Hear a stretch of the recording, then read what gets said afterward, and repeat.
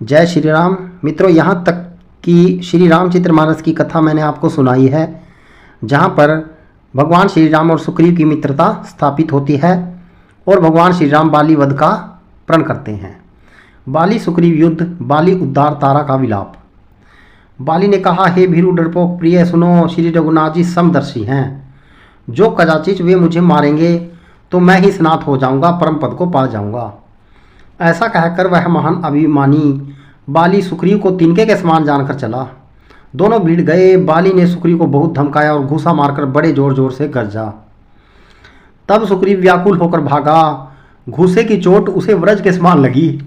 सुग्रीव ने आकर कहा, हे कृपालु रघुवीर, मैंने आपसे पहले ही कहा था कि बाली मेरा भाई नहीं है, काल है। श्री राम जी ने कहा, तुम दोनों भाइयों का एक सा ही रूप है। इसी भ्रम में मैंने उसको नहीं मारा। फिर श्री राम जी ने सुग्रीव के शरीर को हाथ से स्पर्श किया, जिससे उसका शरीर वज्र के समान हो गया और सारी पीड़ा जाती रही। तब श्री राम जी ने सुग्रीव के गले में फूलों की माला डाल दी और फिर उसे बड़ा भारी बल देकर भेजा। दोनों में पुनः अनेक प्रकार से युद्ध हुआ। श्री रघुनाथ जी वृक्ष की आड़ से देख रहे थे। सुग्रीव ने बहुत से छल बल किए, किंतु अंत में भय मानकर हृदय में हार गया। तब श्री राम जी ने तानकर बाली के हृदय में बाण मारा। बाण के लगते ही बाली व्याकुल होकर पृथ्वी पर गिर पड़ा, किंतु प्रभु श्री रामचंद्र जी को आगे देखकर वह फिर उठ बैठा। भगवान का श्री श्याम वन है, सिर पर जटा बनाए, लाल नेत्र हैं, बाण लिए हैं और धनुष चढ़ाए हैं। बाली ने बार बार भगवान की ओर देखकर चित्त को उनके चरणों में लगा दिया। प्रभु को पहचान कर उसने अपना जन्म सफल माना। उसके हृदय में प्रीति थी, पर मुख में कठोर वचन थे। वह श्री राम जी की ओर देखकर बोला, हे गोसाई, आपने धर्म की रक्षा के लिए अवतार लिया है और मुझे व्याध की तरह चिपकर मारा। मैं बैरी और सुग्रीव प्यारा, हे नाथ, किस दोष से आपने मुझे मारा? श्री राम जी ने कहा, हे मूर्ख, सुन, छोटे भाई की स्त्री, बहन, पुत्र की स्त्री और कन्या, ये चारों समान हैं। इनको जो कोई भी बुरी दृष्टि से देखता है, उसे मारने में कुछ भी पाप नहीं होता। हे मूढ़, तुझे अत्यंत अभिमान है, तूने अपनी स्त्री की सीख पर कान ध्यान नहीं दिया। सुग्रीव को मेरी भुजाओं के बल का आश्रित जानकर भी, अरे अधम अभिमानी, तू उसको मारना चाहा। बाली ने कहा, हे श्री राम जी सुनिए, स्वामी, आपसे मेरी चतुराई नहीं चल सकती।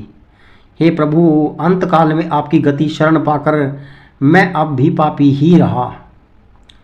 बाली की अत्यंत कोमल वाणी सुनकर श्री राम जी ने उसके सिर पर अपने हाथ से स्पर्श किया और कहा, मैं तुम्हारे शरीर को अचल कर दूं, तुम प्राणों को रखो। बाली ने कहा, हे कृपा निधान सुनिए, मुनिगण जन्म मरण के प्रत्येक जन्म में अनेकों प्रकार का साधन करते रहते हैं, फिर भी अंतकाल में उन्हें राम नहीं कह आता। उनके मुख से राम नाम नहीं निकलता। जिनके नाम के बल से शंकर जी काशी में सबको समान रूप से अविनाशी गति मुक्ति देते हैं, वह श्री राम जी स्वयं मेरे नेत्रों के सामने आ गए हैं। हे प्रभु, ऐसा संयोग क्या फिर कभी बन पड़ेगा? श्रुतियाँ नेति नेति कहकर जिनका गुणगान करती रहती हैं तथा प्राण और मन को जीतकर एवं इंद्रियों को विषयों के रस से सर्वथा नीरस बनाकर मुनिगण ध्यान में जिनकी कभी क्वचित ही झलक पाते हैं, वे ही प्रभु आप साक्षात मेरे सामने प्रकट हैं। आपने मुझे अत्यंत अभिमान वंश जानकर यह कहा कि तुम शरीर रख लो, परंतु ऐसा मूर्ख कौन होगा जो हठपूर्वक कल वृक्ष को काटकर उससे बबूर के बाढ़ लगाएगा? अर्थात पूर्ण काम बना देने वाले आपको छोड़कर आपसे इस नश्वर शरीर की रक्षा चाहेगा। हे नाथ, अब मुझ पर दया दृष्टि कीजिए और जो वर मांगता हूँ उसे दीजिए। मैं कर्मवंश जिस योनि में जन्म लूँ, वही श्री राम जी आपके चरणों में प्रेम करूँ। हे कल्याणप्रद प्रभु, यह मेरा पुत्र अंगद विनय और बल में मेरे ही समान है, इसे स्वीकार कीजिए। और हे देवता और मनुष्यों के नाथ, बाँह पकड़कर इसे अपना दास बनाइए। श्री राम जी के चरणों में दृढ़ प्रीति करके बाली ने शरीर को वैसे ही आसानी से त्याग दिया जैसे हाथी अपने गले से फूलों की माला का गिरना न जाने। श्री रामचंद्र जी ने बाली को अपने परम धाम भेज दिया। नगर के सब लोग व्याकुल होकर दौड़े। बाली की स्त्री तारा अनेकों प्रकार से विलाप करने लगी, उसके बाल बिखरे हुए हैं और देह की संभाल नहीं है।